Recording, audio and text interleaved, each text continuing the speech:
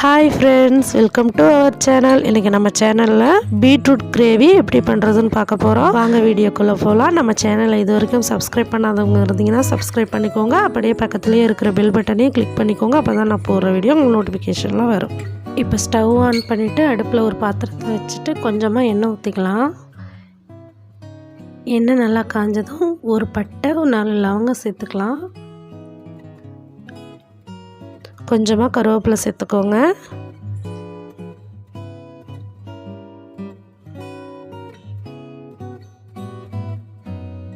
சின்ன வெங்காயம் ஒரு 100 கிராம் அளவுக்கு எடுத்து வச்சுருக்கேன், அதையும் சேர்த்துக்கலாம். நீங்கள் சின்ன வெங்காயம் உங்ககிட்ட இல்லைன்னா நீங்கள் பெரிய வெங்காயம் கூட ஆட் பண்ணிக்கலாம். கொஞ்சம் சேர்த்து ஆட் பண்ணிக்கோங்க, கிரேவி நல்லாயிருக்கும்.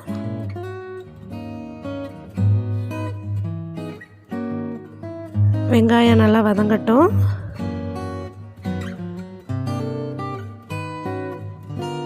இந்த ஸ்டேஜில் நம்ம கொஞ்சமாக இஞ்சி பூண்டு பேஸ்ட்டு சேர்த்துக்கலாம். ஒரு அரை ஸ்பூன் மட்டும் சேர்த்துக்கோங்க. இஞ்சி பூண்டு சேர்த்துக்கிறதுனால பீட்ரூட் நல்லா டேஸ்ட்டாக இருக்கும். இப்போ நல்லா வதங்கிருச்சு. இப்போ நான் ஒரு 1/2 கிலோ பீட்ரூட்டு கழுவி சுத்தம் பண்ணி நறுக்கி வச்சுருக்கேன், அதை இதோட ஆட் பண்ணிக்கிறேன்.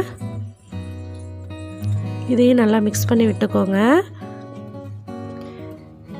இப்போ தேவையான அளவு உப்பு சேர்த்துக்கலாம்.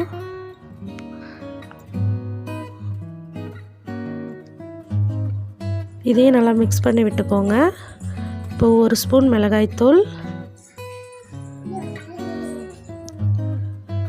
ஒரு ஸ்பூன் அளவு ஜீரகத்தூள்,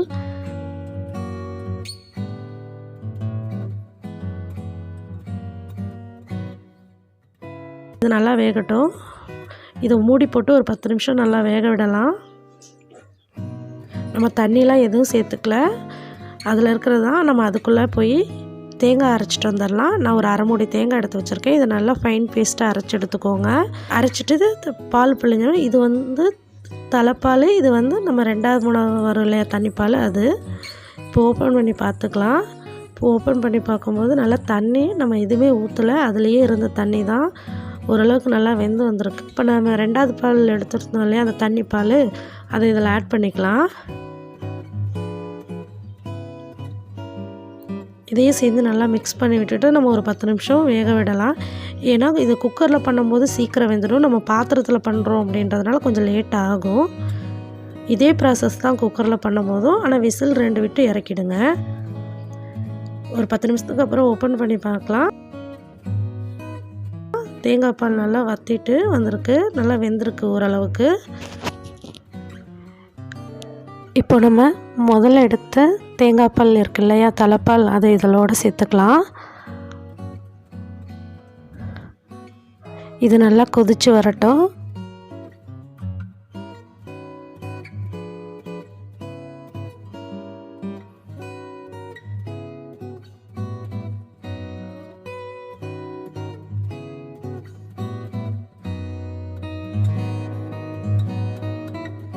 ஒரு 10 நிமிஷம் மூடி போட்டு வேக விட்டுக்கலாம். ஒரு 10 நிமிஷம் ஆகிடுச்சு. இந்த ஸ்டேஜில் நல்லா கிரேவி கொதிச்சு வந்துருச்சு. இப்போது கொத்தமல்லி கொஞ்சமாக சேர்த்துக்கிட்டு ஸ்டவ் ஆஃப் பண்ணிடலாம்.